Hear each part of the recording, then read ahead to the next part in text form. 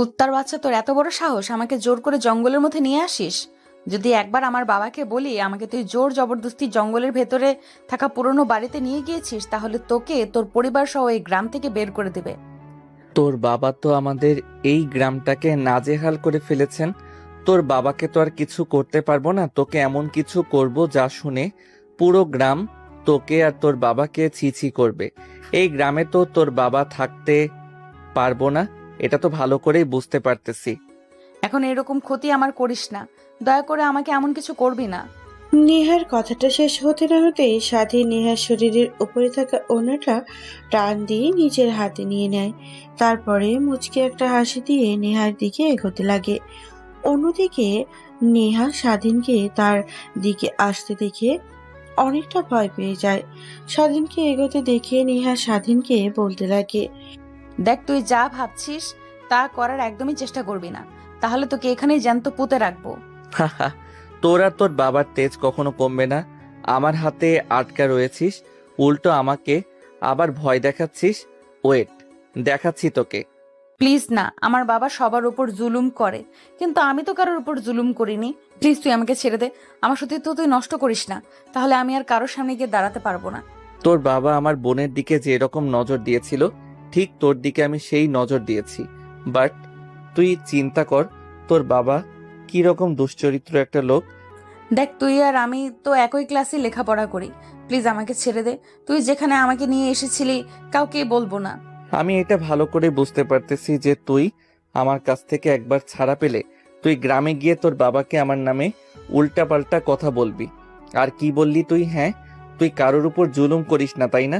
তুই কি ভুলে গিয়েছিস তোর কারণে আমি ঠিকমতো কলেজে গিয়ে ক্লাস করতে পারি না? সব সময় অপমান অপদস্থ করিস। আজ এক ঢিলে দুই পাখি মারবো। কথাটা বলে স্বাধীন পৈশাচিক একটা হাসি রেখা তার মুখে টানে। তারপরে ধীরে ধীরে নেহার দিকে এগিয়ে যেতে লাগে। স্বাধীন তার দিকে যত এগিয়ে আসছে ঠিক ততই নেহা পেছোতে লাগে। হঠাৎ দেওয়ালের সঙ্গে পিঠ ঠেকে যায়। শেষমেশ কোনো কিছু বুঝতে না পেরে নেহা চিৎকার করতে লাগে। এইটা দেখে স্বাধীন মুখে বাঁকা হাসি রেখা টেনে বলে, এত রাতে এখানে কেউ আসবে না। আর তুই হয়তো ভুলে গিয়েছিস এই বাড়িটাকে সবাই ভূতের বাড়ি হিসেবে চেনে। তাই তুই যতই চিৎকার করিস না কেন, কেউ এইদিকে এগিয়ে আসবে না। আচ্ছা ওয়েট। কথাটা বলে স্বাধীন তার ফোনের ফ্ল্যাশব্যাক অন করে তারপরে দেওয়ালের ওপরে ফোন রেখে তারপরে নেহার সঙ্গে জোর জবরদস্তি করতে লাগে। নেহা অনবরত কান্না করতে লাগে। শেষমেশ স্বাধীন হাত থেকে বাঁচার আপ্রাণ চেষ্টা করতে লাগে, কিন্তু স্বাধীন তো নেহাকে ছাড়তে নারাজ। তারপরে এক এক করে নেহার শরীর থেকে স্বাধীন নেহার জামা কাপড় খুলতে লাগে। নেহার শরীরে বিন্দু মাত্র কাপড় নেই, হাত দিয়ে ঢাকার চেষ্টা করছে। এইটা দেখে স্বাধীন হেসে বলে, তোর বাবার এত তেজ এত দেমাগ সব কোথায় গেল? এখন পালা দেখি আমার কাছ থেকে। তোকে তো আজকে। প্লিজ আমাকে ছেড়ে দে, বিশ্বাস কর, আমার মাথা ছুঁয়ে বলছি, আমাকে ছেড়ে দে। আমি কারোর কাছে গিয়ে তোর নামে নালিশ করব না, প্লিজ। আমি তো বোনের বয়সের, তোর থেকে সিনিয়র। তাহলে কুত্তার বাচ্চা, তোর বাবা কিভাবে আমার বোনের দিকে নজর দেয়? যার বয়স তার মেয়ের মতো তোর বাবা কি এখনো ভালো হবে না? শুনেছি তো যুবক বয়সে গ্রামে তার জন্য থাকা দুষ্কর হয়েছে। তোর বাবার এখন বুড়ো হয়ে গেছে, এক পা কবরে। তাও এখনো তোর বাবার চরিত্র ঠিক হলো না তোর বাবা। তাই তোকে রেপ উচিত শিক্ষা দেব। কথাটা বলে স্বাধীন তার শরীর থেকে শার্টটা খুলতে লাগে। তারপর নেহাকে জোর জবরদস্তি করতে লাগে। অনবরত নেহাকে কিস করছে স্বাধীন, কিন্তু নেহার কোনো রেসপন্স নেই। হঠাৎ স্বাধীনের ঠোঁটে কামড় বসিয়ে দেয় নেহা। এইটা থেকে স্বাধীন রেগে গিয়ে নেহাকে ঠাস ঠাস করে দুইটা থাপ্পড় লাগিয়ে দেয়। তারপরে নেহার সঙ্গে হারিয়ে যায় এক অবৈধ সম্পর্কের প্রায় 1 ঘন্টা পর। নির্ঘুম পরিত্যক্ত একটা বাড়িতে মাঝে মাঝে ঝিঝি পোকার ডাক শোনা যাচ্ছে। এমতো অবস্থায় ঘরের ভেতরে সুনসান নিরাপত্তা, শুধুমাত্র দুইটা দেহের শ্বাস প্রশ্বাস শোনা যাচ্ছে। নেহা স্বাধীনের কাছ থেকে ছাড়া পেয়ে তার পোশাক পরিধান করে ঘরের এক কোণায় গিয়ে গুটিসুটি মেরে কান্না করতে লাগে। ঠিক তখনই বাইরে থেকে মানুষ নেহার শব্দ শুনতে পায়। স্বাধীন এইটা দেখে অনেকটা ভয় পেয়ে যায়। তড়িঘড়ি করে পোশাক পরিধান করে নেয়।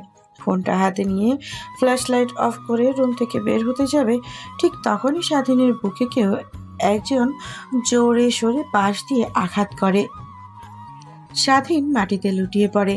সামনের দিকে তাকিয়ে দেখে অনেক লোক, হাতে টর্চ লাইট, প্রত্যেকের হাতে বাঁশ। স্বাধীনকে আর নেহাকে একই ঘরে দেখতে পেয়ে আর নেহাকে কান্না করতে দেখে তারা বোঝা যায় কি হয়েছে। এটা দেখে স্বাধীনের কাছে এসে একটা লোককে বলতে লাগে, ছি বাবা, তোমাকে তো অনেক ভালো ভেবেছিলাম, শেষমেশ তুমি কিনা এরকম একটা কাজ করতে পারলে। পুরো গ্রামে তোমার সুনাম রয়েছে, কেউ তোমাকে এখনো দুর্নাম করেনি, আর শেষমেশ তুমি কিনা এমন একটা কাজ করলে। তার কথা শেষ হতে না হতেই পাশ থেকে কিছু ছেলে পেলে এসে স্বাধীনকে লাঠি দিয়ে আঘাত করতে লাগে। স্বাধীনের মাথা ফেটে রক্ত বের হতে লাগে। শরীরের অনেকটা অংশ কেটে গিয়ে রক্ত বের হচ্ছে। ঠিক তখনই লোকটা সবাইকে স্বাধীনকে মারা বন্ধ করিয়ে দিতে বলে। এই থাম তোরা, ও কেন মারিস না, ও এখন মরে যাবে। আর ও তো নেহামা, আমাদের চেয়ারম্যান সাহেবের মেয়ে, আল্লাহ জানে ওর কপালে কি আছে। যদি চেয়ারম্যান একটাবার জানতে পারে তার মেয়েকে রেপ করা হয়েছে, তাও আবার আমাদের গ্রামে, একটা গরিব ছেলে, তাহলে কি করবে? তোরা আর মারিস না, চল এখন এখান থেকে, চেয়ারম্যান সাহেবের কাছে নিয়ে যাই। অন্যদিকে মেয়েটা সেই যে বের হয়েছিল বিকেলবেলা, বলল বান্ধবীদের বাড়িতে যাবে। এখন তো বিকেল পেরিয়ে রাত 10টা পার হয়ে গেল, কিন্তু মেয়েটার এখনো খবর নেই। তোমাকে কখন থেকে বলছি যাও একটু খোঁজ নিয়ে আসো, যে সাথীদের বাসায় এতক্ষণ কি করছে ও। আরে তুমিও না, কার এমন সাহস আছে আমার মেয়ের দিকে বাজে নজরে তাকানোর? হয়তোবা সাথীদের বাড়িতে দুজন মিলে আড্ডা দিচ্ছে, চলে আসবে, তুমি টেনশন করো না। টেনশন কি আর সাধে করি? তোমার যে চরিত্র আল্লাহই জানে কোন দিন সেই কুফল আমার মেয়ের উপর খাটে। তুমি কি বললে? আমার চরিত্র খারাপ? কেউ যদি এই কথা বলে আমি কি তাকে রাখবো? তাকে তো আমি এই পৃথিবী থেকে চিরতরে বিদায় করে দিব, তার পরিবার সহ। অন্যদিকে স্বাধীন কখনো ভাবতে পারেনি এরকম হবে। ভেবেছিল নেহাকে রেপ করে ভিডিও দেখিয়ে তাকে ব্ল্যাকমেল করবে, কিন্তু তার হলো কই, সবকিছু উল্টো হয়ে গেল। তারপরে স্বাধীনের অবস্থা মারতে মারতে বেগতিক করে ফেলে দেয় ছেলেগুলো। তারপর স্বাধীনকে ধরাধরি করে চেয়ারম্যান সাহেবের বাড়ির সামনে এসে দাঁড় হয়। তারপর জোরে জোরে ডাকতে থাকে, চেয়ারম্যান সাহেব, ও চেয়ারম্যান সাহেব, বাসায় আছেন নাকি? বাইরে বের হন, দেখেন কি হয়েছে আপনার মেয়ের। অনেকগুলো লোকের সমাগম আর কথা শুনে চেয়ারম্যান আর তার বউ বাড়ির বাহিরে বের হয়। অনেক মানুষ তার বাড়িতে, আর পাশে তার মেয়ে গুটি সুটি মেলে দাঁড়িয়ে আছে, কান্না করছে অনবরত। তার পাশে একটা ছেলে দুজনের কাঁধের ওপরে হাত রেখে দাঁড়িয়ে আছে, মুখ দিয়ে অনবরত রক্ত পড়ছে। এটা দেখে চেয়ারম্যান কিছু একটা ইঙ্গিত পায়। অন্যদিকে নেহা তার মাকে দেখতে পেয়ে সেখান থেকে দৌড়ে এসে তার মাকে জড়িয়ে ধরে কান্না করতে লাগে। নেহার মাথায় হাত বুলিয়ে দিয়ে বলতে লাগে, কিরে মা, কি হয়েছে তোর? এরকম কান্না করছিস কেন? আর এত লোক কেন? আর এই ছেলেটাকে মেরেছে বা কেন? কি হয়েছে? নেহা তার মেয়ের প্রশ্নের কোনো উত্তর না দিয়ে অনবরত কান্না করতে লাগে। কি ঠিক তখনই সেখানে থাকা লোকটা নেহার বাবা আর তার মাকে উদ্দেশ্য করে বলতে লাগে, কি আর হবে, যা হওয়ার তাই হয়েছে। আপনার মেয়েকে ওই ছেলেটা রেপ করেছে, জঙ্গলের পোড়া বাড়িতে নিয়ে গিয়েছে। আমরা চিৎকার চেঁচামেচি শুনতে পেয়ে সেদিকে গিয়ে দেখি নেহা মামনি ঘরের মোড়ে কোনায় কান্না করছে। সেখানে এদেরকে দেখতে পাই, বুঝতে পারি এইসব হয়েছে, তাই ধরে নিয়ে এসেছি। লোকটার কথা শুনিয়ে নেহার বাবার আগে অষ্টম পর্যায়ে পৌঁছে যায়। রেগে দৌড়ে সে স্বাধীনের কলার চেপে ধরে মারতে লাগে। মারতে মারতে মাটিতে ফেলে দিয়ে পা দিয়ে মারতে লাগে। অন্যদিকে নেহার চাচা তাদের বাড়ির পাশে হঠাৎ বাড়িতে চেঁচামেচির শব্দ শুনতে পেয়ে সে আসে। দেখতে পায় নেহার বাবা একটা ছেলেকে মারধর করছে। নেহা চাচার গ্রামে অনেক ভালো একটা লোক বলে সবাই জানে।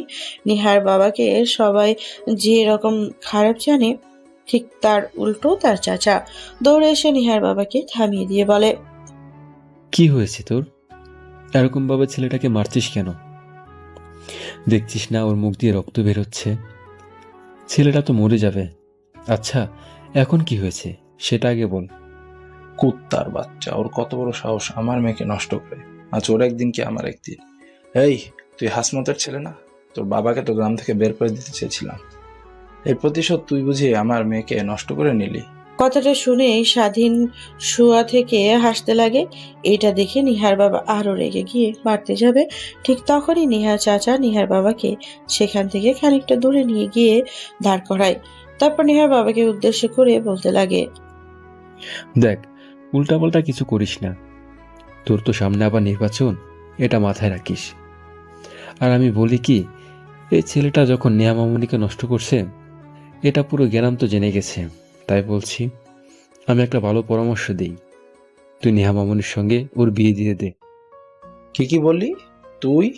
আমি এই গ্রামের চেয়ারম্যান, আর আমার মেয়েকে কিনা বিয়ে দেবো একটা গরিব ছেলের সঙ্গে? ওকে আমার মেয়েকে সুখে রাখতে পারবে? আমার মেয়ের প্রতিদিনের হাত খরচ দিয়ে ওদের মতো পরিবার 1 মাস চলে। তুই কি কিছুই বুঝতে পারছিস না? দেখ, আমি যা বলছি তোর আর নেহা মামুনির ভালোর জন্যই বলছি। আমি তো নেহা মামুনিকে ভালো করে চিনি। ও তো গরিবদের অনেক ঘেন্না করে, তারপরেও বিয়ে দিয়ে দে। তো নির্বাচনের তো আর অল্প কিছুদিন বাকি, এতদিন না হয়ে থাকলো। নির্বাচন শেষ হলে তখন আবার এই ছেলে আর ওর পরিবারকে গ্রাম থেকে তাড়িয়ে দিলেই হবে। এখন যদি নেহা মামুনিকে এই ছেলেটার সঙ্গে বিয়ে না দিস, তাহলে আশেপাশে গ্রামে তোর বদনাম আর তোর মেয়ের বদনাম ছড়িয়ে পড়বে।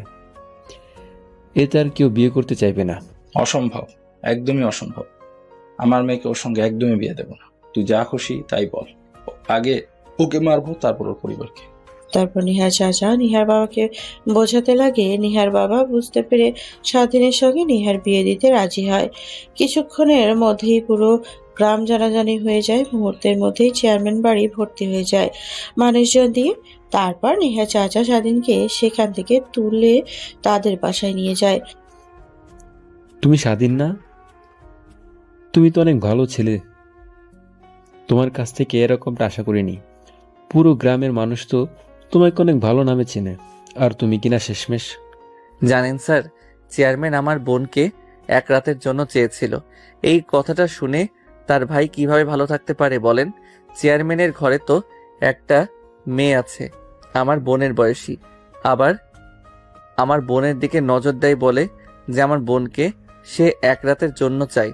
এটা শুনে বাবা চেয়ারম্যানকে অনেক কথা শুনিয়ে দেয়, সকলের সামনে থাপ্পড় পর্যন্ত মারে। তাই রেগে গিয়ে চেয়ারম্যান আমায় বাবাকে বলে যে আগামী 7 দিনের মধ্যে যেন আমরা এই গ্রাম থেকে চলে যাই, না হলে আমাদেরকে এই গ্রাম থেকে সে যেইভাবেই পারুক বের করেই ছাড়বে।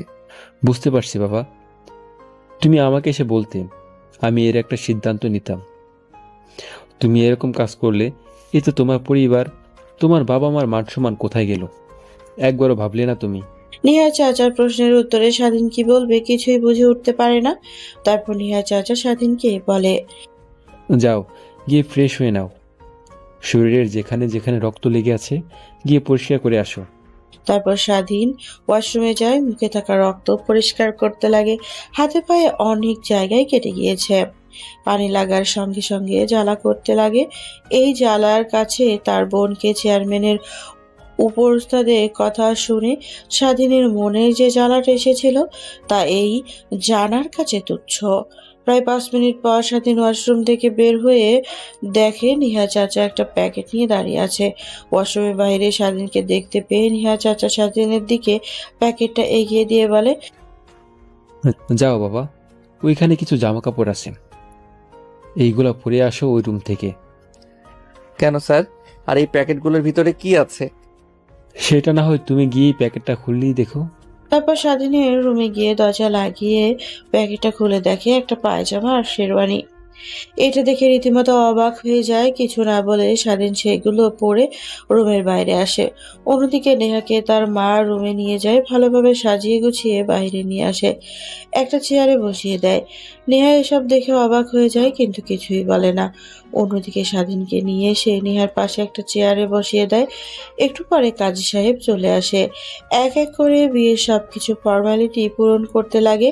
অন্যদিকে নেহা আর স্বাধীন তো রীতিমতো অবাক হয়ে যায়, কি হচ্ছে এসব, কিন্তু কিছু বলার সাহস নেই তাদের। এতগুলো মানুষের সামনে নেহাকে যখন কবুল বলতে বলা হয় তখন নেহা বলতে চায় না। একটু পরে কিছু একটা চিন্তা করে কবুল বলে দেয়। যখন স্বাধীনের পালা আসে স্বাধীন বলবে না, নেহা চাচা এসে কানের কাছে কিছু একটা বলে দেয়। তারপর মোনাজাত ধরে গ্রামবাসী সবাই সেখান থেকে চলে যায়। নেহা সেখানে আর এক মুহূর্ত না দাঁড়িয়ে থেকে তার বাড়ির দিকে দৌড় দেয়, রুমের ভিতরে ঢুকে দরজা লাগিয়ে দেয়। অন্যদিকে স্বাধীনকে যতই দেখছে নেহার বাবা ততই রেগে স্বাধীনকে মারার ইচ্ছে করছে তার। ঠিক তখনই সেখানে আবির্ভাব ঘটে স্বাধীনের বাবা মার। স্বাধীনের বাবা মা দৌড়ে স্বাধীনের কাছে এসে ঠাস ঠাস করে গালে দুটো থাপ্পড় বসিয়ে দেয়।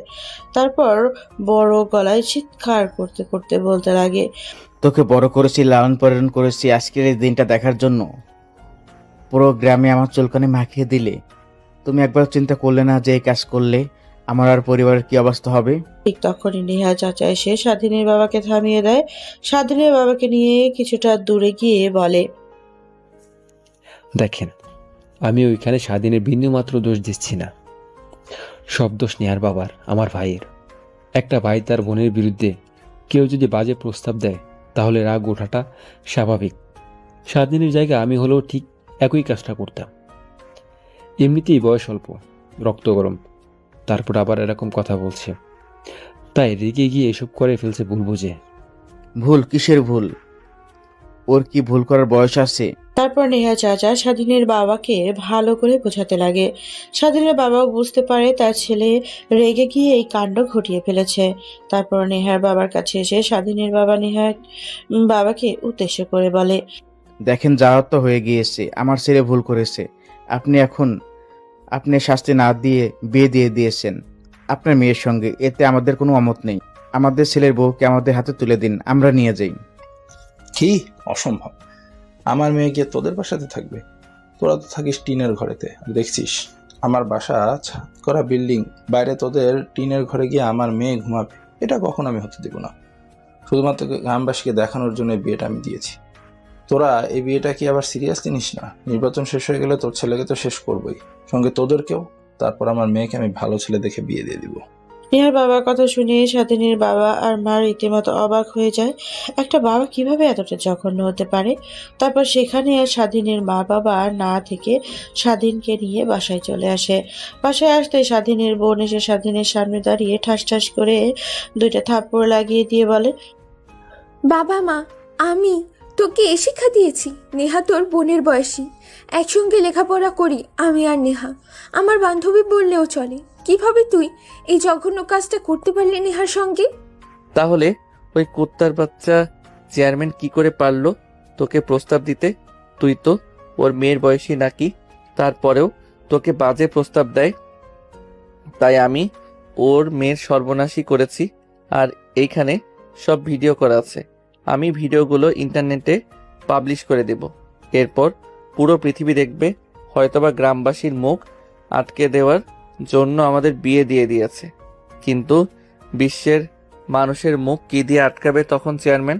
কথাটা বলে স্বাধীন হা হা করে হাসতে লাগে। স্বাধীনের বোন রেগে গিয়ে স্বাধীনের হাত থেকে ফোনটা কেড়ে নিয়ে মাটিতে ছুঁড়ে মারে। নিমেষেই ফোনটা টুকরো টুকরো হয়ে যায়। স্বাধীন রেগে স্বাধীনের বোনের দিকে তাকাতে স্বাধীনের বোন তার গালে ঠাস ঠাস করে দুটা থাপ্পড় লাগিয়ে দিয়ে বলে, নেহা আর চেয়ারম্যানের মেয়ে নয়, এখন তোর বউ। তোর বউকে নিয়ে বাজে কথা বলবে মানুষজন, তখন তো শুনতে অনেক ভালো লাগবে, তাই না? চেয়ারম্যান শুধু গ্রামের লোকজনের মুখ বন্ধ করার জন্য আমাদের বিয়ে দিয়ে দিয়েছে। এই বিয়েটা তো সে তো মানে না। কিছুদিন পর ডিভোর্স লেটার পাঠিয়ে দিবে। দেখ, যা করেছিস ভালো করেছিস।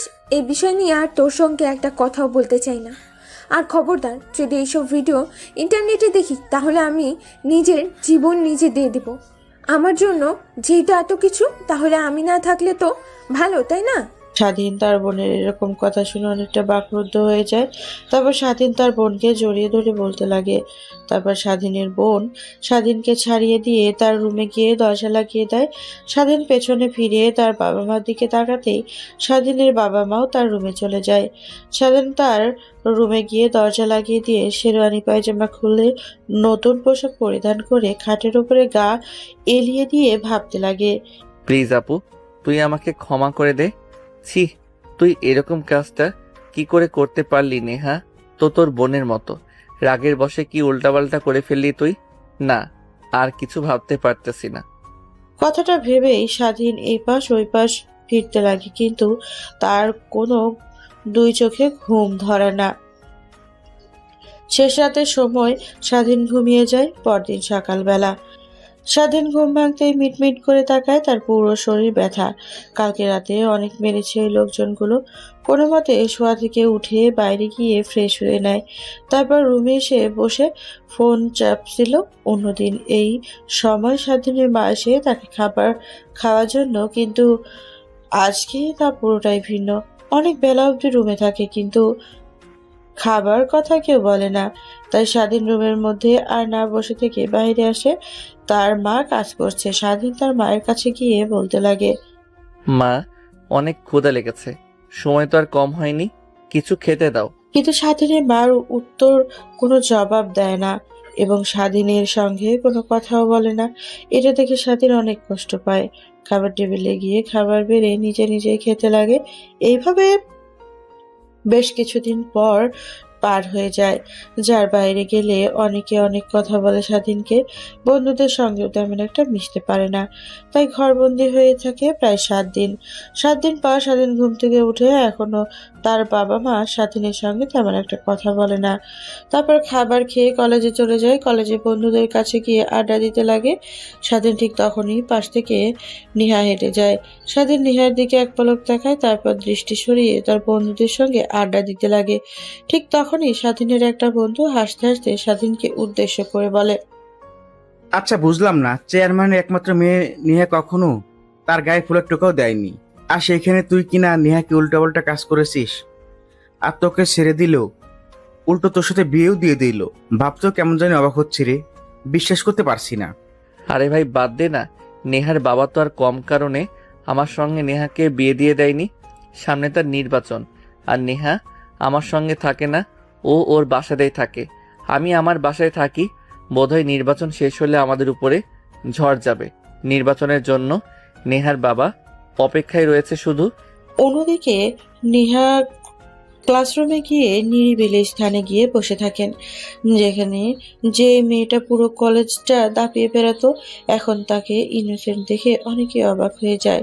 অন্যদিকে নেহার বান্ধবীরা নেহার সঙ্গে কথা বলতে আসতেই নেহা তাদেরকে অ্যাভয়েড করে। ঠিক তখনই সেখানে আবির্ভাব ঘটে স্বাধীনের বোনের। নেহার পাশে বসে নেহাকে উদ্দেশ্য করে বলে, সরি রে। হঠাৎ কারো কণ্ঠে নেহা পাশ ফিরে তাকায়, দেখে স্বাধীনের বোন। তারপর নেহা স্বাধীনের বোনকে জড়িয়ে ধরে কান্না করতে লাগে আর বলতে লাগে, তুই সরি বলছিস কেন আমাকে? সরি বলা উচিত তো আমার। আমি যা মনে করি স্বাধীন আমার সঙ্গে ঠিকই করেছে, এটাই আমার প্রাপ্য। আমি ছিলাম, আমার বাবার বদলা আমার উপর দিয়ে নিয়েছে। অবশ্য কোনো ভাই ঠিক থাকতে পারবে না তার বোনের সম্বন্ধে উল্টাপাল্টা কথা বললে। দেখ, আমি আমার ভাইকে অনেক ভালো করে চিনি। ও মোটেও ওই রকম ছেলে না, কিন্তু কিভাবে এই কাজটা করতে পারলো আমি ভেবেও অবাক হচ্ছি। আমি আমার ভাইয়ের হয়ে তোর কাছে ক্ষমা চাচ্ছি। আর হ্যাঁ, তোর বাবা আমার বাবাকে আমার সম্বন্ধে উল্টাপাল্টা কথা বলে বাবা এসে বাসায় বললে স্বাধীন রেগে গিয়ে তোর সঙ্গে ওইসব করেছে। প্লিজ ওকে ক্ষমা করে দিস। আরে আমি তো বললামই ক্ষমা চাইতে হবে না, এটাই আমার প্রাপ্য ছিল। কিরে, তুই আমাকে তুই করে বলি কেন? তুই তো আমার এখন ছোট ভাইয়ের বউ, আমি তো তোর বড়। আমাকে আপনি করে বলবি, আমাকে আপনি করে বলবি, না হলে কিন্তু তোর খবর আছে। স্বাধীনের বোনের কথা শুনে নেহা নিজের অজান্তে হাসি দিয়ে স্বাধীনের বোনকে উদ্দেশ্য করে বলতে লাগে, হয়েছে, তোকে আর আপনি করে বলতে পারবো না। তুই আমার বান্ধবী বান্ধবী থেকে যাবি। তোর ভাইকে বিয়ে করি আর যাকেই বিয়ে করি না কেন, তোকে তো আমি তুই করেই বলবো। তারপর স্বাধীনের বোন আর নেহা দুজনে আড্ডা দিতে লাগে। দেখতে দেখতে ক্লাসের সময় হয়ে যায়। স্বাধীন তার ক্লাসরুমে এসে ক্লাস করতে লাগে। কলেজ ছুটি হলে সবাই বাইরে বের হয়ে গাড়ির জন্য অপেক্ষা করতে লাগে।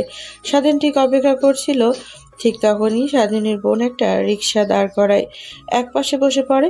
স্বাধীন রিক্সাতে উঠতে যাবে, ঠিক তখনই হাত দিয়ে স্বাধীনকে থামিয়ে দিয়ে নেহাকে রিক্সায় তুলে নেয়।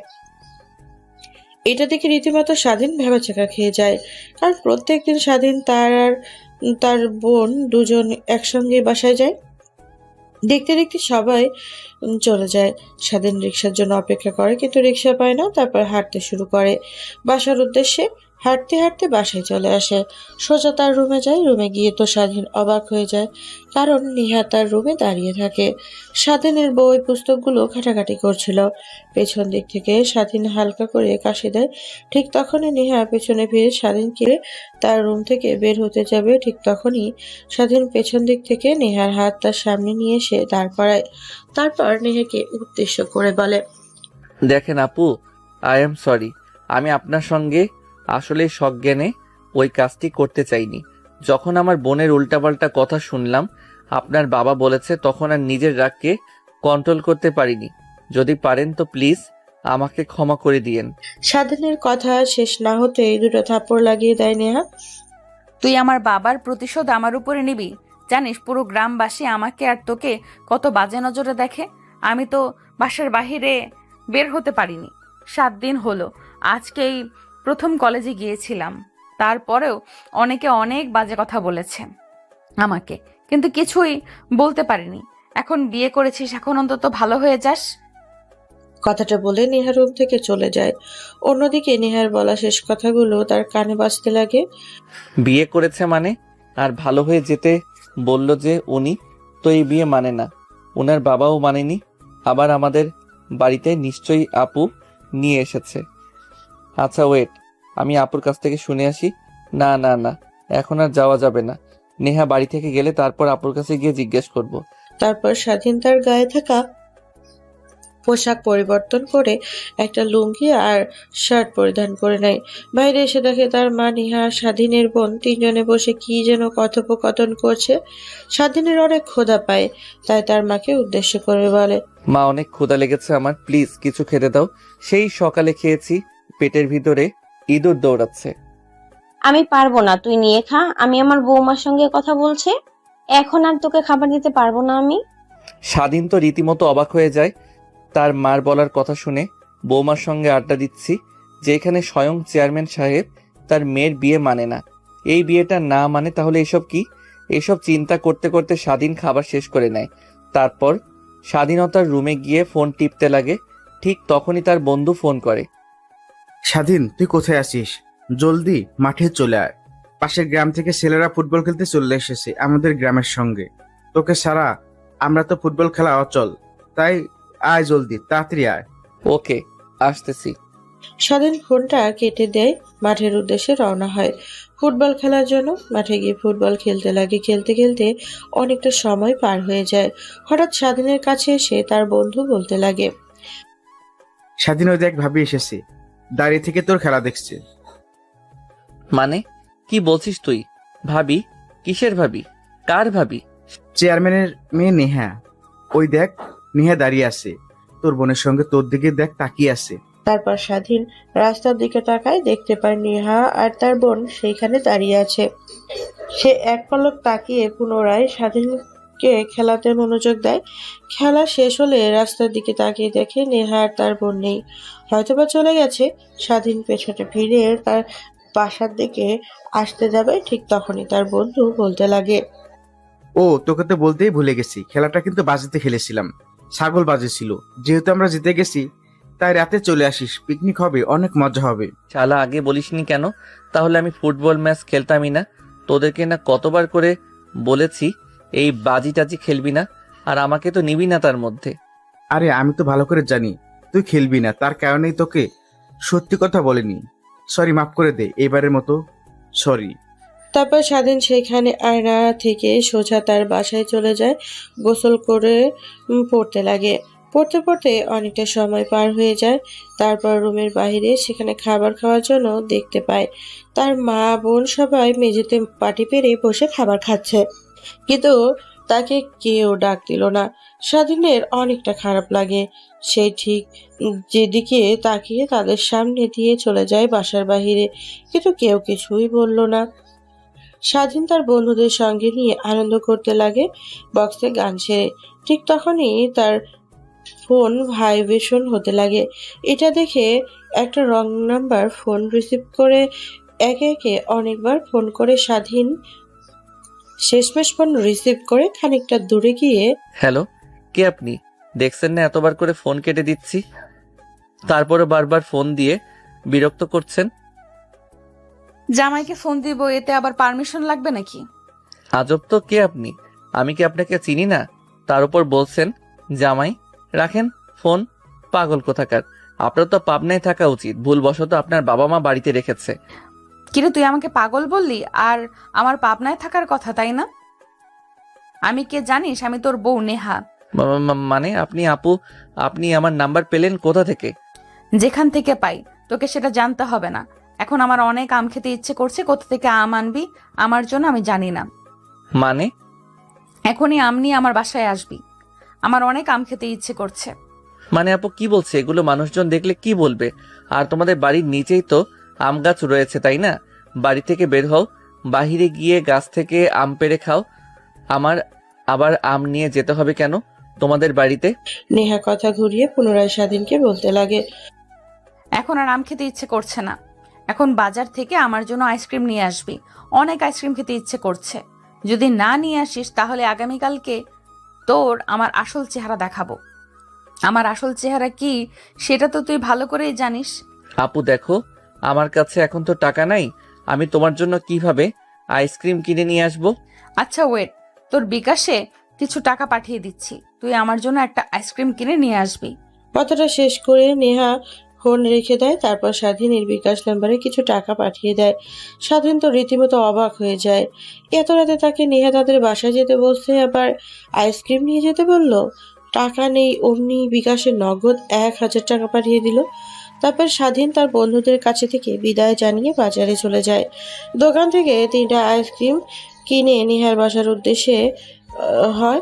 নেহাদের বাড়ির সামনে এসে দেখে তাদের গেটম্যান 2টা দারোয়ান বসে আছে। কিভাবে বাসার ভেতরে ঢুকবে স্বাধীন বুঝতে পারছে না, তাই পুনরায় নেহাকে ফোন করে। ফোন করতে রিসিভ করতেই ওই পাশ থেকে নেহা বলতে লাগে, কিরে, তোর এত সময় লাগে নাকি? অন্য কোনো মেয়েকে রাস্তায় একা দেখে তাকে নিয়ে আবার জঙ্গলে ভেতরে গিয়েছিস? না আপু, আমি আপনার বাসার সামনে দাঁড়িয়ে আছি, এখন কি করে ভেতরে প্রবেশ করব? কিভাবে প্রবেশ করবে জানিস না? দরজা দিয়ে আয়, মেন দরজা দিয়ে। আমি তোর জন্য অপেক্ষা করছি। দরজার বাহিরে 2জন দারোয়ান দাঁড়িয়ে আছে, আর আমি পারবো না আপনার বাসার ভিতরে যেতে। আপনি বাহিরে এসে আমার কাছ থেকে আইসক্রিম নিয়ে যান। আচ্ছা তাহলে একটা কাজ কর, আমাদের বাসার পেছনে আয়, দেওয়াল টপকে গাছে উঠে আমার ব্যালকনিতে আয়।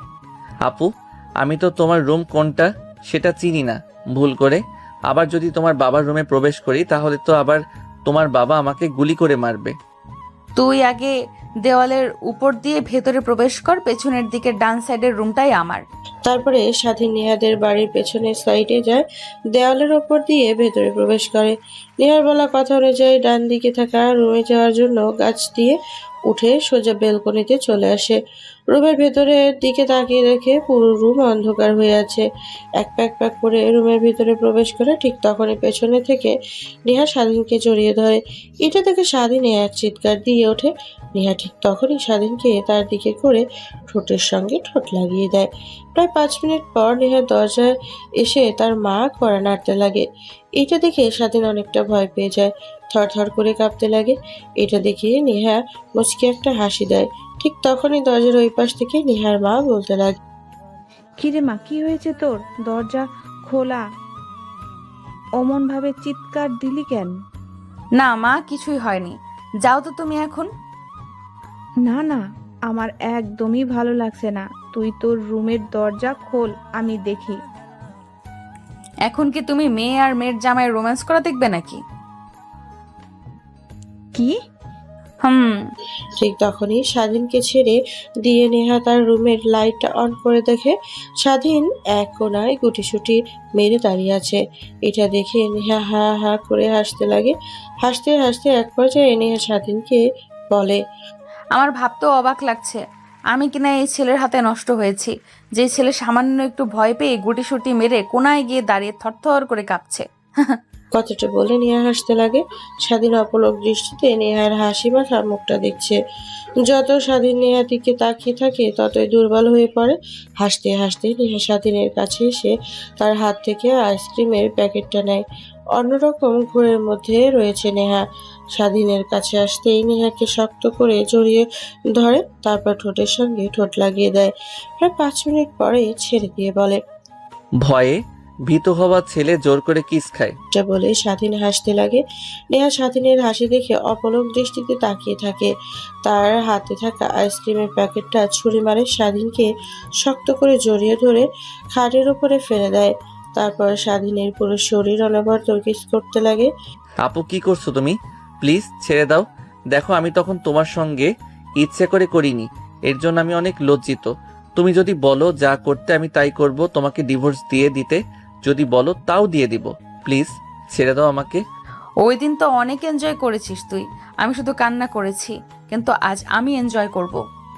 কথাটা বলে নেহা স্বাধীনের পুরো শরীর অনবরত কিস করতে লাগে। স্বাধীন তার হাত থেকে বারবার ছোটার চেষ্টা করে আর বলতে লাগে, প্লিজ আপু ছেড়ে দাও, আমি সত্যি ওই দিনের জন্য লজ্জিত, আমি নিজের মধ্যে ছিলাম না। আপু আর যদি আর একবার আপু বলিস তাহলে তোর একদিনকে আমার যে কয়দিন লাগে। আমি তোর বিয়ে করা বউ, এখন আমি তোর আপু নেই, বুঝলি? বিয়ে করে বউ বলে ডাকবি কিংবা নেহা বলে ডাকতে পারিস, এই অধিকার তোকে আমি দিয়েছি। আপু? আবার আপু বলছিস? ও সরি নেহা, দেখেন আপনি তো আমাদের বিয়েটা মেনে নেননি, তাহলে এসব কি? কিছুদিন পর তো ডিভোর্স দিয়ে দিবেন। এই অনিশ্চিত সম্পর্কে চাই না দ্বিতীয়বার আর ফিরতে। আপনার বাবা তো তার মান সম্মান রক্ষার্থে আপনাকে আমার সঙ্গে বিয়ে দিয়ে দিয়েছে। কিন্তু আমি তো তোকে মেনে নিয়েছি, আমার স্বামী হিসাবে চাই, তোর হাতটা ধরেই আমি আগামী জীবনের পথটা চলতে চাই। কিন্তু আপনার বাবা বলল যে নির্বাচন শেষ হয়ে গেলে ডিভোর্স দিয়ে যেতে। তখন আমি তোকে মেনে নিয়েছি, আমার বাবা যা ইচ্ছা তাই বলুক, সেটাতে কোনো কান দিবি না। এখন আর কথা বলবি না, আমাকে তুই স্ত্রীর অধিকার দিবি আর আমি তোকে স্বামীর অধিকার দিলাম। চুপচাপ এখন আমাকে কিস খেতে দে। কথাটা বলে নেহা স্বাধীনের শরীর থেকে এক এক করে কাপড় খুলতে লাগে। স্বাধীন নেহাকে বাধা দিলেও তার পারে না। নিমেষে হারিয়ে যায় দুইজন ভালোবাসার এক গভীরে। প্রায় 2 ঘন্টা পর দুজনের ঘন ঘন নিঃশ্বাস যেন পুরো রুমটাকে গম্ভীর করে ফেলেছে। ঠিক তখনই ফোন বাজতে লাগে স্বাধীনের। স্বাধীন ফোন রিসিভ করতে যাবে, তার আগে নেহা স্বাধীনের হাত থেকে ফোনটা ঝটকা দিয়ে কেড়ে নিয়ে বলে, রাত 1টা বাজে আর এত রাতে তোকে ফোন দেয় কোন বেডি? আমার জামাইয়ের দিকে নজর দেয় দেখি একবার, তার ভয়েসটা শুনি। কথাটা বলে নেহা ফোন রিসিভ করে কানের কাছে ধরতে ওই পাশ থেকে স্বাধীনের বোন বলতে লাগে, রে, এত রাত হয়ে গেছে এখনো বাসায় ফিরিসনি নাকি? ওই দিনের মতো আবার অন্য কোনো মেয়ের জীবনে সর্বনাশ করেছিস তুই। আরে ওই দিন যেই মেয়ের জীবন সর্বনাশ করেছে ওই মেয়েকে আবার সর্বনাশ করছে। মানে কে তুমি? আর স্বাধীনের ফোন তোমার কাছে? আমি তোর জুনিয়র ভাইয়ের সিনিয়র বউ, আর তোর ভাই আমার কাছে আছে, টেনশন করিস না। সকালে বাসায় চলে যাবে, এখন একটু তোর ভাইয়ের সঙ্গে আনন্দ করি। রাখ ফোন, অসময়ে ফোন করে আমাদের মুডটাই নষ্ট করে দিলি। কথাটা বলে নেহা ফোন কেটে দিয়ে পাশে রেখে দেয়। আবার স্বাধীনের সঙ্গে হারিয়ে যায় ভালোবাসার এক অতল গভীরে। অন্যদিকে স্বাধীনের গুণ আনমনে ভাবতে লাগে, কি মেয়ে রে বাবা, কালকে আগে কলেজে যাই, তারপর ওর ব্যবস্থা করব। কথাটা বলে স্বাধীনের বোন আনমনেই হাসতে লাগে। অন্যদিকে পুরো রাত স্বাধীন আর নেহা এনজয় করতে সকালের দিকে দুইজন ঘুমিয়ে যায়। ঘুম ভেঙে যায় সবার আগে নেহার। ঘুম ভাঙতেই স্বাধীনকে তার বুকের ওপর দেখতে পায়। দেখে ছোট বাচ্চাদের মতো গুটিসুটি মেরে শুয়ে আছে। আর আনমনে নেহা ভাবতে লাগে, কে বলবে এই ছেলেটা কিছুদিন আগে আমার সঙ্গে ওইসব বাজে কাজ করেছে? কি সুন্দর দেখতে, বাচ্চাদের মতো করে শুয়ে আছে। কথাটা বলে নেহা স্বাধীনের মাথায় হাত বুলিয়ে দিতে লাগে। স্বাধীনের ঘুম ভেঙে যায়। নেহার বুকের উপর আবিষ্কার করে নিজেকে। স্বাধীন তারপর তড়িঘড়ি করে নেহার কাছ থেকে দূরে সরে গিয়ে খাটের থেকে নেমে যায়। দেখতে পায় তার শরীরে বিন্দুমাত্র কাপড় নেই। পাশে তাকিয়ে দেখে কাপড় চোপড় তার সেইগুলো পড়ে নাই। নেহা স্বাধীনের কর্মকাণ্ড দেখে হাসতে লাগে। তারপর স্বাধীন সোজা ওয়াশরুমে চলে যায়, বাইরে বের হয়। তারপর নেহাও চলে যায়। গোসল করে বাইরে বের হয়ে দেখে স্বাধীন তার খাটের ওপর বসে নেহার ড্রেসিং টেবিলের সামনে গিয়ে চুলগুলো নেহার হেয়ার ড্রায়ার দিয়ে ড্রাইং করতে লাগে। স্বাধীন নেহার দিকে তাকাতেই তার চোখ আটকে যায়। অপলক দৃষ্টিতে নেহার দিকে তাকিয়ে থাকে। অন্যদিকে নেহা আয়নার দিকে করে তাকিয়ে আছে, পেছন ফিরে দেখে স্বাধীনকে উদ্দেশ্য করে বলে, কি দেখছো এরকম ভাবে তাকিয়ে? রাতে তো যা দেখার সবই দেখে ফেলেছো। এতটুকু তো একটা ছেলে, আমার স্বামী, ভাবতেও কেমন জানি অবাক লাগছে। এখন রাখেন সেই সব কথা। এখন আমি বাসায় যাব কি করে এই চিন্তা করেন। বাসার সবাই অনেক চিন্তাতে আছেন নিশ্চয়ই। আরে না, তখন তোর বোন ফোন করেছিল, আমি সবকিছু বলে দিয়েছি। তোর মা বাবাকে নিশ্চয়ই বলে দিয়েছে সাথী। কি আপুকে সব বলেছেন? আপু যদি মা বাবাকে বলে দেয় তাহলে আমার তো খবর আছে। আমি নিজেই চলি বাবা মার টাকা দিয়ে, সেই ছেলে কিনা বিয়ে করে বউয়ের সঙ্গে রাত কাটাই। এইটা জানলে তো অনেক রেগে যাবে। আমার মা বাবা তো আপনাকে মেনেই নেয়নি। কে বললো মানেনি? শাশুড়ি মা তো মেনে নিয়েছে। এখন শুধু তোর বাবাকে পটানোর পালা। কিছুদিন পর দেখবে তোর বাবাও পটে গেছে। তারপর সুখে শান্তিতে দুজনে সংসার করব। কিন্তু আমি তো আপনাকে আমার স্ত্রী হিসেবে মানি নাই। যেভাবেই হোক বিয়েটা আমার অমতই হয়েছে, যা হবার ভুল বোঝাবুঝিতে হয়েছে। তারপর আপনি কেন আমার সঙ্গে রাতে এসব করলেন? আর কিছুদিন গেলেই তো আমি আপনাকে ডিভোর্স দিয়ে দিব। এসবের কোনো মানে নেই। আর হ্যাঁ, একটা পিল খেয়ে নেন। চাই না এই অনিশ্চিত সম্পর্কের মধ্যে তৃতীয় ব্যক্তির আবির্ভাব ঘটুক। স্বাধীনের কথা শুনে নেহা তার অজান্তে চোখ বেয়ে পানি বের হতে লাগে। অন্যদিকে স্বাধীন কথাটা বলে রুমের মধ্যে আর না দাঁড়িয়ে সোজা ব্যালকনি দিয়ে গাছ দিয়ে নিচে নেমে দেওয়ালের উপর দিয়ে বাহিরে গিয়ে সোজা বাসার উদ্দেশ্যে রওনা হয়। অন্যদিকে নেহা ড্রেসিং টেবিলের সামনে চুলে হাত দিয়ে আনমনেই ভাবছিল, কি বললো স্বাধীন আমাকে মেনে নেবে না? এই নষ্ট দেহকে ভোগ করবে, ও নষ্ট করেছে, ওকেই ভোগ করতে হবে। ও বোধহয় ভুলে গেছে আমি চেয়ারম্যানের মেয়ে। আমার বাবার কাছে যা চেয়েছি তাই পেয়েছি। এইটা লাস্ট বার আমি আমার বাবার কাছে তোকে চাইবো, দেখি না দিয়ে কোথায় যায়। আর তোকে তো আমি আমার মায়ায় ফেলেই ছাড়বো। কথাটা আর আনমনেই ভেবেছিল নেহা। ঠিক তখনই তার দরজায় কড়া নাড়ার শব্দ আসে। নেহা গিয়ে দরজা খুলে দেখে তার মা দাঁড়িয়ে আছে। তারপর নেহার মা বলতে লাগে, কি রে মা, তুই রুমের মধ্যে একা, রাতে না বললি স্বাধীন বাবা এসেছে তো কোথায়, দেখতে পারছি না তো। বাবার ভয়ে পালিয়ে গেছে। যদি ধরতে পারে তাহলে তো ওর অবস্থা খারাপ করবে। এটা ভেবে ব্যালকনিতে যে গাছটা আছে না, ওইটা দিয়ে নেমে চলে গেছে। শোন মা, একটা কথা বলি, তোর বাবা কেমন এটা তো তুই ভালো করেই জানিস। তোর বাবা নিজের স্বার্থের জন্য যে কোনো কিছু করতে পারে। আগামীকাল দেখলাম কার সঙ্গে যেন কথা বলছে তোর বিয়ে নিয়ে। কথা শুনে যা বুঝতে পারলাম, তোর সঙ্গে এমপির ছেলেকে বিয়ে দেবে। এমপি যখন আত্মীয় হবে তখন তোর বাবা যে কোন উপায়ে চেয়ারম্যান হতে পারবে এটা নিয়েই তাকে আর দ্বিতীয়বার ভাবতে হবে না। কিন্তু মা, আমি তো স্বাধীনকে ভালোবেসে ফেলেছি। ওর সঙ্গে আমার বিয়ে হয়ে গেছে, তাহলে দ্বিতীয়বার বিয়ের কথা উঠছে যে? এমপির ছেলে আগে অনেক কয়েকটা মেয়েকে বিয়ে করেছে, তুই হবি তার আরেকটা বউ। এমপি একটা নিয়ে কোনো ধারে না। তোর বাবা সব কিছু বলেছে, তাতেও তিনি রাজি। আমি বলি কি, তুই স্বাধীন বাবাকে সব কিছু বলে ডিভোর্স দিয়ে দে, এতেই তোর ভালো হবে। কেউ না আমাকে চিনুক মা, তুমি তো ভালো করে চেনো আমি এক কথার মেয়ে। মুখ দিয়ে যেহেতু একবার বলেছি আমি স্বাধীনকে ছাড়া অন্য কাউকে বিয়ে করব না, তাহলে বুঝে নাও যে আমি তাকেই বিয়ে করব। আর বাবার কথা বললে, তাই না, এমপির ছেলের সঙ্গে আমাকে বিয়ে দেবে সেই চিন্তা বাবাকে মাথা থেকে ছেড়ে ফেলতে বলো। মরে যাব তাও স্বাধীনকে ছাড়া দ্বিতীয় কাউকে বিয়ে করতে পারবো না। কথাটা বলেই নেহা তার বইপত্র গোছাতে লাগে। নেহার মা দরজার কাছে দাঁড়িয়ে থেকে ভাবতে লাগে, আল্লাহই জানে সামনে কি অপেক্ষা করছে। দুজনেই তো বদমেজাজি, রাগী। কে জিতবে কে হারবে।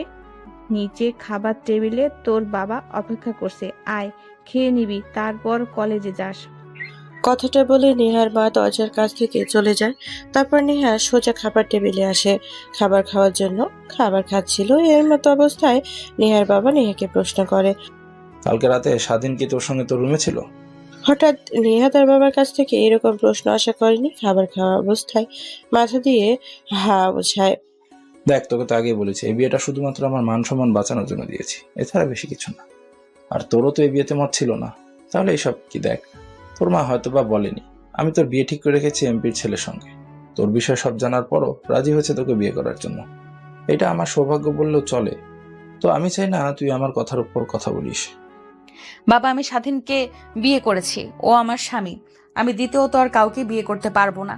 তখন হয়তো রাগের মাথায় উল্টোপাল্টা কথা বলেছি, ওকে মেনে নিতে পারবো না, কিন্তু এখন আমি ওকে স্বামী হিসেবে মেনে নিয়েছি। তোমার এতে অমত থাক, এটা আমার দেখার বিষয় না। আর তোমাকে এখন বাবা বলতেও আমার ঘৃণা হয়। তুমি আমার সঙ্গে দ্বিতীয়বার কথা বলবে না। কথাটা বলে নেহা খাবার প্লেটের মাঝখানে রেখে হাত ধুয়ে তার রুমে চলে আসে। তারপর কলেজের উদ্দেশ্যে রওনা হয়। নেহা অন্যদিকে স্বাধীন বাসায় মেন দরজায় উকিঝুঁকি মেরে ভেতরে প্রবেশ করতে যাবে, ঠিক তখনই পেছন থেকে স্বাধীনের গলা চেপে ধরে তার বোন স্বাধীন। পেছনে তাকিয়ে দেখে স্বাধীন। আপু, তোর আবার কি হলো? আমার কলার ধরলি কেন? যেতে দে আমাকে। আগে এটা বল যে তুই কালকে রাতে কোথায় ছিলি? দেখ, তুই অনেক ছোট একটা ছেলে, তোর থেকে অনেক সিনিয়র নেহা। আগে কলেজে যাই, তারপর ওর ব্যবস্থা করছি। কিন্তু তোর কথা যদি বাবা মাকে বলি যে তুই নেহার সঙ্গে ছিলি কালকে রাত ভোর, তাহলে কি হবে তোর একবারও ভেবেছিস? তোকে এই বাড়ি থেকে বের করে দেবে।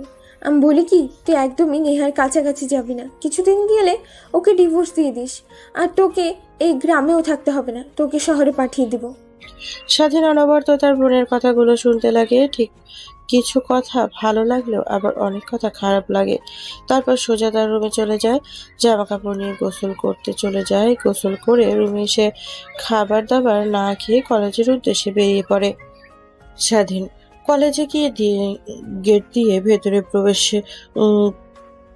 করতে যাবে, ঠিক তখনই পাশ থেকে নেহা স্বাধীনকে ডাক দিয়ে বলে, চলো, আজকে আর ক্লাস করতে হবে না, অনেক ক্ষুধা পেয়েছে।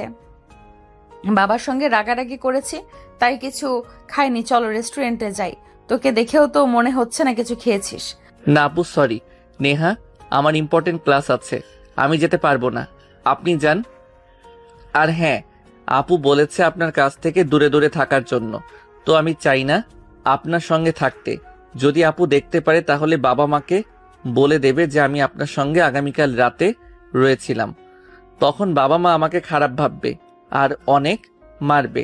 হায় রে কপাল, এইটুকু ছেলের হাতে নষ্ট হয়েছি। যে ছেলে নিজের স্ত্রীর সঙ্গে রাতে থাকবে, সেটা আবার যদি মা বাবা জানতে পারে তাহলে তাকে মারবে। এই কথা ভেবে কিনা আমার কাছ থেকে দূরে দূরে থাকবে। আর কে বলেছে বললি সাথী? ওকে একবার দেখি, তারপর ওর একদিন কে আমার একদিন। আমার জামাইয়ের কাছ থেকে আমাকে দূরে রাখতে চাই? দেখেন আপু, একদমই আজে বাজে কথা বলবেন না।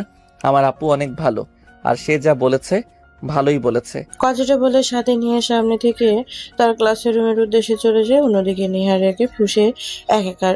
যদি সাথীকে সে পায় তাহলে ওকে একদম মেরে তক্তা বানিয়ে ফেলবে। কথাগুলো ভাবছিল আর রাগে ফুঁসছিল। নেহা ঠিক তখনই স্বাধীনের বোন কলেজে প্রবেশ করে। এটা দেখে নেহা দৌড় দেয় তাকে ধরার জন্য। নেহাকে আসতে দেখে স্বাধীনের বোন দৌড় লাগায়। দৌড়াতে দৌড়াতে বটগাছের নিচে গিয়ে দাঁড় হয় স্বাধীনের বোন। তারপরে নেহা গিয়ে সাথীর চুল চেপে ধরে বলতে লাগে, সাত চুন্নি, তুই তোর ভাইকে কি বলেছিস আমার কাছ থেকে দূরে দূরে থাকার জন্য? আমি ওর স্ত্রী, আমার কাছ থেকে দূরে দূরে থাকতে যাবে কেন? দেখ, আমি তোর বড়, আমার চুল ধরছিস? তোর শরম করছে না? ছাড়। দেখ, কলেজে সবাই তাকিয়ে তাকিয়ে দেখছে, তখন আবার উল্টাপুল্টা কিছু ভাববে। যা ভাবার তাই ভাবুক। আগে বল, তুই স্বাধীনকে আমার কাছ থেকে দূরে দূরে থাকতে বলেছিস কেন? দেখ, আমি চাই না আমার ভাইয়ের ক্যারিয়ারটা নষ্ট হোক। তুই ওকে বিয়ে করেছিস, স্বামী হিসেবে মেনে নিয়েছিস, ঠিক আছে, কিন্তু ওর বয়সটা একবার দেখ, অনেক ছোট।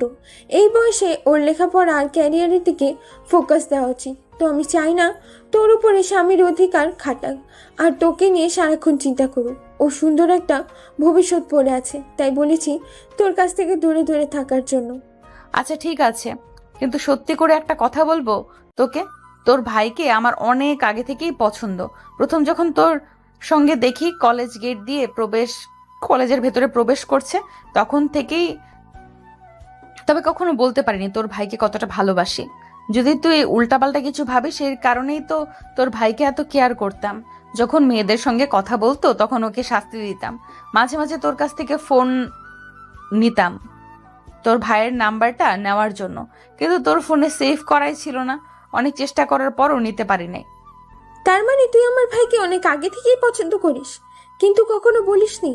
এই তো, আচ্ছা ঠিক আছে, যদি আমার ভাই তোকে ভালোবাসে তাহলে তোদের সম্পর্কের মধ্যে আমি দেওয়াল হয়ে দাঁড়াবো না। উল্টো যেভাবেই হোক আমি আমার বাবা মাকে রাজি করিয়ে তোকে আমার বাড়িতে আমার ভাইয়ের বউ করেই নিয়ে আসবো। ঠিক আছে, তাহলে তোর ভাইকে ভয় দেখানো যাবে না আমার কাছে আসা কিংবা না আসা নিয়ে, ঠিক আছে? বুঝতে পারছি কুর্তি, এখন তো অন্তত থাম। আর তোকে কিন্তু এর জন্য পস্তাতে হবে। সকলের সামনে আমার চুল ধরেছিলে। একবার আগে আমার বাসায় বউ করে নিয়ে যাই আমার ভাইয়ের, তারপর তোকে দিয়ে আমার জামা কাপড় থেকে শুরু করে সব কিছু দেওয়াবো। মনে রাখিস কথাটা। আমার বয়েই গেছে তোর জামা কাপড় ধোয়ার জন্য, দেখিস উল্টো তোর বাসায় গিয়ে পায়ের উপর পা তুলে খাবো আর তোকে দিয়ে আমার সবকিছু পরিষ্কার করাবো। তারপর স্বাধীনের বোন আর নেহা দুজনে মিলে দুষ্টামি ফাজলামি করতে থাকে। অবশ্য স্বাধীনের বোন আর নেহা ছোট থেকেই অনেক ভালো বান্ধবী। মাঝে মাঝে নেহার বাবা যখন স্বাধীনের বোনকে দেখতো তার মেয়ের সঙ্গে, সে থেকে স্বাধীনের বোনের দিকে কুদৃষ্টিতে তাকাতো নেহার বাবা। অবশেষে নেহার বাবা স্বাধীনের বাবার কাছে তার মেয়ের সম্বন্ধে দিয়ে ফেলে। তারপর স্বাধীনের বাবা গিয়ে বাসায় রাগে ফুঁসতে লাগে। সবাই যখন জিজ্ঞেস করে কি হয়েছে, তখন স্বাধীনের বাবা সবকিছু ঠিক ঠিক বলে দেয়। এটা শুনে স্বাধীন অনেক রেগে যায়। তখনই বাসা থেকে বের হয়, রাস্তা দিয়ে চেয়ারম্যান বাড়ির দিকে যেতে লাগে। ঠিক তখনই রাস্তায় দেখা হয় নেহার সঙ্গে। তারপর নেহাকে দেখতে পেয়ে স্বাধীনের মাথায় উল্টাপাল্টা চিন্তা আসে। তারপর নেহাকে নিয়ে জঙ্গলে চলে যায়। তারপর কি হলো সব তো জানেনি। এখন বর্তমান স্বাধীন ক্লাসরুমে বসে থেকে বন্ধুদের সাথে আড্ডা দিচ্ছে। ঠিক তখনই ক্লাসে উপস্থিত হয় স্যার। এক এক করে স্বাধীন প্রত্যেকটা স্যারের ক্লাস করতে লাগে। কলেজে ছুটি হওয়ার পর কলেজ গেটের সামনে দাঁড়িয়ে থাকে গাড়ির জন্য। ঠিক তখনই নিহার গাড়ি এসে দাঁড় করায় স্বাধীনের সামনে। গাড়ির ক্লাস নামিয়ে নেহা হালকা মুড বের করে স্বাধীনকে উদ্দেশ্য করে বলে, গাড়িতে উঠে বস, তোর সঙ্গে কিছু জরুরি কথা আছে। না, যদি আপু দেখতে পায় আপনার গাড়ি করে কোথাও যাচ্ছি, তাহলে বাবা মার কাছে গিয়ে সব বলে দেবে যে আমি আপনার সঙ্গে রাতে আপনার বাসায় থেকেছি। না আপনি যান, আপনার সঙ্গে আমার কোনো জরুরি কথা নেই। দেখ ভালোই ভালোই বলছি, গাড়িতে উঠে বস, না হলে তোর কিন্তু খবর আছে। স্বাধীন নেহার ধমক খেয়ে চুপসে যায়। তারপরে গাড়ির দরজা খুলে ভেতরে প্রবেশ করে। নেহা গাড়ি চালিয়ে একটা নিরিবিলি স্থানে গিয়ে গাড়ি দাঁড় করায়। গাড়ি দাঁড় করাতেই স্বাধীন নেহার দিকে প্রশ্নসূচক দৃষ্টিতে তাকায়। এটা দেখেই নেহা স্বাধীনকে একটা চোখের ইশারা দিয়ে চুপ থাকতে বলে। তারপর গাড়ির গ্লাস উঠিয়ে দিয়ে গাড়ি স্টার্ট বন্ধ করে স্বাধীনের দিকে এগিয়ে যেতে লাগে।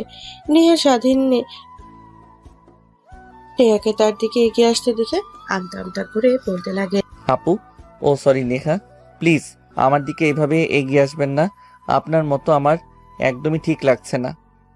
প্লিজ ছেড়ে দেন, আমাকে যেতে দেন, বাসার সামনে নামিয়ে দেন। তোকে তো যেতে দেওয়ার জন্য আর জোর করে গাড়ির ভেতর প্রবেশ করায়নি। আজ গাড়ির ভেতর এনজয় করব, শুনেছি নাকি অনেক মজা হয়। কথাটা বলেই নেহা দুষ্টুমির একটা হাসি দেয়। অন্যদিকে স্বাধীনের ভয় ঘামতে লাগে। গাড়ির ভেতরে এসি চলছে, তারপরেও গা ঘামছে। ঠিক তখনই দরজা খোলার চেষ্টা করে, কিন্তু দরজা লক করে দিয়েছে নেহা। স্বাধীনকে দরজা খোলার চেষ্টা করতে দেখে নেহা হাসতে লাগে। অযথা চেষ্টা করে কোনো লাভ নেই, দরজা খুলবো না। এর থেকে আমি যা যা করি তুই তাই তাই কর। প্লিজ আপু, আমাকে যেতে দাও, তোমার পায়ে পড়ছি। তোকে যেতে দেবো, কিন্তু একটা শর্তে। যদি শর্তে রাজি হস তাহলে তোকে কিছুই করব না। তোর বাসার সামনে তোকে নামিয়ে দিয়ে আমি চলে যাব। আচ্ছা আপু, ও সরি নেহা, আপনি যা বলবেন সেই শর্তে রাজি আছি আমি। প্রথমত তোর বোন যা বলেছে সে কথা অনুযায়ী চলা যাবে না। আমি যা যা বলবো সেই কথা অনুযায়ী চলবে, না হলে তোর নামে আমি আবার আরেকটা দুর্নাম বের করব। তখন দেখবি তোর বাবা মা তোকে এমনিতেই আর বাড়িতে রাখবে না। আর দ্বিতীয়ত হলো, তোর ফোন নাম্বারটা দে, আমি যখন ফোন করব যা যা করতে বলবো তাই তাই করবি। না আপু, আমি তোমার এই শর্তে রাজি হতে পারছি না। আপুর কথা না মানলে আপু তো মা বাবার কাছে গিয়ে বলবে, তখন তো তারা আবার আমাকে অনেক মারবে। আরে না, সাথীকে আমি ম্যানেজ করেছি, ও কিছুই বলবে না তোকে। শুধু একটু ভয় দেখাবে, তুই নেহার কথায় যেন কোনো কর্ণপাত না দিস। ঠিক আছে আপু, এখন তো অন্তত আমাকে ছেড়ে দাও। ঠিক আছে চল তাহলে, তোকে নামিয়ে দিয়ে আমি বাসায় ফিরবো। আর বলতে লাগে। কথাটা বলেই নেহা স্বাধীনকে ছোট্ট একটা কিস করে। তারপর গাড়ি স্টার্ট দিয়ে পুনরায় যেতে লাগে। স্বাধীনের বাসার সামনে গাড়ি দাঁড় করাতেই স্বাধীন গাড়ি থেকে নেমে যায়। একটা নিঃশ্বাস ফেলে অন্যদিকে নেহা তার বাসায় চলে যায়। স্বাধীনের বাড়ির ভেতরে প্রবেশ করতে দেখে তার বোন মা যায় হাত দিয়ে তার দিকে রাগী দৃষ্টিতে তাকিয়ে আছে। এটা দেখে স্বাধীন রীতিমতো ভয় পেয়ে যায়, ভয়ে ঢোক গিলতে লাগে। তারপর গুটিসুটি পায়ে যেই তার রুমের দিকে যাবে তখনই নেহা কঠোর গলায় বলতে লাগে, কই ছিলি এতক্ষণ? মানে কি বলছো এসব আপু? বলছি কই ছিলি এতক্ষণ তুই? কলেজ তো ছুটি হচ্ছে প্রায় 1 ঘন্টা হবে। শুনলাম তুই নাকি নেহার সঙ্গে তার গাড়িতে করে কই যেন গেছিস। তোকে না বলেছি নেহার আশেপাশে আর ঘেসবি না, তারপরেও আমার কথা অমান্য করে তুই নেহার সঙ্গে একই গাড়িতে ঘোরাফেরা করছিস।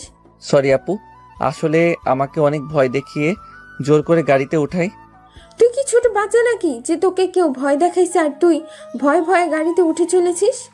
যা এখন তোর রুমে যা। আর হ্যাঁ, মা বাবা কেউ নেই, তারা গিয়েছে নানার বাড়িতে, ফিরতে একটু দেরি হবে, আজকে নাও ফিরতে পারে, তার কারণেই বেঁচে গেলি।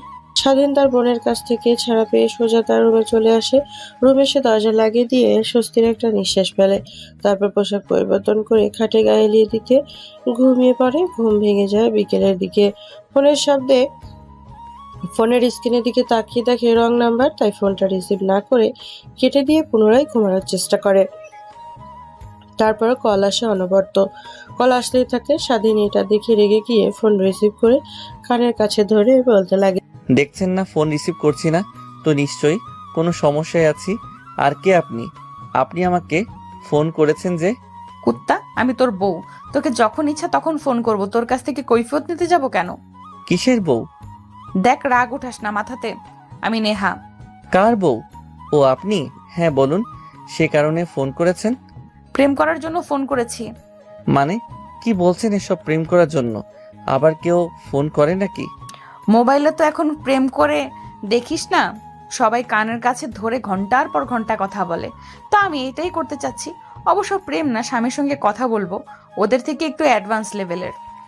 দেখেন আপু, সরি নেহা, আমি আপনাকে স্ত্রী হিসেবে মানি না, তো আপনি একদমই আমাকে স্বামী বলে ডাকবেন না। আর হ্যাঁ, আপনাকে কিছুদিন পর আমি ডিভোর্স দিয়ে দেব, নেক্সট টাইম থেকে কল করবেন না। আর আরেকটা কথা, আমাকে নিয়ে জোরাজুরি করবেন না। আপনি যা ইচ্ছা তাই করেন, আপনার কথা মতো আমি চলতে বাধ্য না। এতে আপনি যা ইচ্ছা তাই করেন, আমার নামে উল্টাপাল্টা কথা বলবেন তো সকলের সামনে যান, গিয়ে বলেন। পিচ্চি ছেলেটার আবার এত রাগ কিসের? কি হয়েছে? কেউ কিছু বলেছে তোমাকে? না, কেউ কিছুই বলেনি, আমি একটু শান্তিতে থাকতে চাই, কিন্তু আপনি তো আমার শান্তি নষ্ট করে ফেলছেন। প্লিজ আমাকে একটু একা থাকতে দেন, আর সময় মতো ডিভোর্স লেটার পেয়ে যাবেন। হ্যাঁ, তোর আপু ঠিকই বলেছে, তুই পিচ্চি না হলে নিজের স্ত্রীকে কেউ এভাবে কথা বলে? আমি তোকে বিরক্ত করি তাই না? আচ্ছা ঠিক আছে, তাহলে তোকে আর বিরক্ত করব না। তুমি তোমার মতো চলবে আর আমি আমার মতো, যেন আমাদের মধ্যে আর কোনো সম্পর্কই ছিল না। আর কয়েকটি কথা, বাবা আরেকটা জায়গায় আমার বিয়ে ঠিক করেছে, আমি অন্য কাউকে বিয়ে করতে পারবো না তোকে ছাড়া, তাই পৃথিবী ছেড়ে চিরতরে বিদায় নিয়েছি। ভালো থাকবি। কথাটা বলে নেহা ফোন কেটে দেয়। তারপর অনবরত কান্না করতে লাগে। কান্না করতে করতে 2টা চিঠি লিখে, একটা স্বাধীনের নামে উল্লেখ করে, আরেকটা তার বাবার নাম উল্লেখ করে। তারপর তার টেবিলের ভেতরে থাকা একটা ছুরি বের করে হাতে চালিয়ে দেয়। হিমশির রক্ত দিয়ে পুরো ফ্লোর ভিজে যায়। অন্যদিকে নেহার মেয়ে কলেজ থেকে আসার পর রুমে ঢুকেছে, সে আর বের হওয়ার নামগন্ধ নেই। নেহাকে তার রুমে ডাকার জন্য যায়, দেখে রুম লাগানো, অনবরত দরজায় নক করে পড়া, দরজা খোলা হয় না। শেষমেশে কোনো উপায় না পেয়ে নেহার বাবার কাছে চলে যায় কান্না করতে করতে। দেখোস না একটু হেনার কি হয়েছে? সে যে কলেজ থেকে সে রুমে ঢুকেছে আর দরজা খুলছে না। এত করে দরজায় কড়া নাড়ছি, কিন্তু এই পাশ থেকে কোনো সাড়া শব্দ পাচ্ছি না। আমার তো কিছুই ভালো লাগছে না। কথাগুলো নেহার বাবা তড়িঘড়ি করে নেহার দরজার সামনে আসে, কড়া নাড়তে লাগে, কিন্তু নেহার দরজা খোলে না। এটা দেখে নেহার বাবাও ভয় পেয়ে যায়। তারপরে স্টোর রুম থেকে একটা শাবল নিয়ে এসে দরজা ভাঙতে লাগে। দরজা ভেঙে দেখে ভেতরে নেহা পড়ে আছে, তার হাত দিয়ে রক্ত বের হচ্ছে। দৌড়ে গিয়ে নেহার বাবা নেহাকে জড়িয়ে ধরে কান্না করতে লাগে। মা, কি হয়েছে তোর? প্লিজ কথা বল আমার সঙ্গে। দেখ, তোর তাকে ইচ্ছে বিয়ে করবি, আমার কোনো মতামত নেই। কিন্তু নেহার কোনো সাড়া শব্দ নাই। পরে তড়িঘড়ি করে নেহাকে হাসপাতালে নিয়ে যায়। নিমেষেই পুরো গ্রাম জেনে যায় কথাটা। নেহা সুইসাইড করে তে হাত কেটেছে। স্বাধীন তার বোনের কানে কথাটা গিয়ে পৌঁছায়। তারপর স্বাধীনের বোন নিজেকে অনেক ধিক্কার দিতে লাগে। শেষমেশ স্বাধীনকে নিয়ে হাসপাতালে চলে যায় নেহার কাছে। অন্যদিকে হাসপাতালে নিয়ে আসলে ডাক্তার নেহাকে দেখে ব্যান্ডেজ করে দেয়। নেহার মা আর আপু দুজনেই নেহার কেবিনে বসে আছে আর অঝরে কান্না করছে। তাদের একমাত্র মেয়ে, আর সে কিনা তাদেরকে ছেড়ে চলে যেতে যাচ্ছে। এইটা ভেবেছিল। ঠিক তখনই নেহার জ্ঞান ফিরে আসে। নেহার মা গিয়ে নেহাকে উদ্দেশ্য করে বলে, মা, তুই একটা বার আমাদের কথা ভাবলি না? তুই ছাড়া আমাদের আর কেউ নেই। তুই এই কাজটা কে করে করতে পারলি? আমি তো সব কিছু মেনে নিয়েছি, তোর বাবাকে সব কিছু মেনে নেওয়ার জন্য ম্যানেজ করছি। কিন্তু কি আর হবে, যাকে আপন করতে চাই সে তো রাজি না। কথাটা শেষ হতে নেহার বাবা এসে নেহার পাশে চেয়ারে টেনে বসে বলতে লাগে, ঠিক আছে মা, তোর স্বাধীনকে পছন্দ তাই তো? তোদের বিয়ে হচ্ছে, আমি বিয়েটা মেনে নিয়েছি। তুই সুখে থাকলে আমিও সুখী। তুমি এনাকে আমার কেবিন থেকে বের হয়ে যেতে বলো। আমি এনার মতো লোককে দেখতে চাই না। আমার চোখের সামনে যে কিনা নিজের মেয়ের বয়সী মেয়েকে আমার বলতেও লজ্জা হচ্ছে। নেহার কথাটা শেষ হতেই নেহার বাবা নেহার হাত চেপে ধরে বলতে লাগে। প্লিজ মা, আমাকে ক্ষমা করে দে। কথাটা শেষ না হতেই কেবিনে দরজা খুলে প্রবেশ করে স্বাধীন আর তার বোন সাথী। দরজার দিকে তাকায় সবাই। নেহার বাবা চেয়ার থেকে উঠে দৌড়ে গিয়ে স্বাধীনের বোনের পা জড়িয়ে ধরে কান্না করতে করতে বলে, প্লিজ আমাকে ক্ষমা করে দাও। আমি তোমার পা জড়িয়ে ধরে বলছি, আসলে আমার তখন মাথা ঠিক ছিল না, তাই উল্টোপাল্টা কথা বলেছি। প্লিজ আমাকে ক্ষমা করে দাও নিজের বাবা হিসেবে। আর আমি কথা দিচ্ছি, তোমাকে আমার মেয়ের মতোই এখন থেকে মানবো। কি করছেন আঙ্কেল এইসব? আমি তো আপনাকে নিজের বাবা হিসেবে মানি, কিন্তু আপনি এসব কথা বলছেন, আমাকে নিয়ে বিশ্বাস করতে পারিনি। যা হবার তা হয়ে গেছে, এটা নিয়ে আরো ভাবতে চাই না। তারপর স্বাধীনের বোন গিয়ে নেহার সঙ্গে কথা বলতে লাগে। অন্যদিকে স্বাধীনকে দিনের এক কোনায় নিশ্চুপ দর্শকের মতো দাঁড়িয়ে থেকে মাটির দিকে তাকিয়ে কথাগুলো শুনছিল। এক এক করে নেহার সঙ্গে সবাই কথা বলছিল।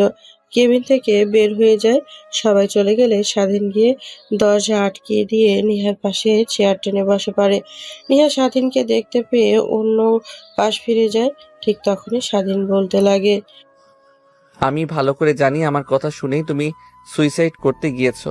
প্লিজ আমাকে ক্ষমা করে দাও। দেখো, এই যে কানে ধরছি, এই যে উঠবস করছি।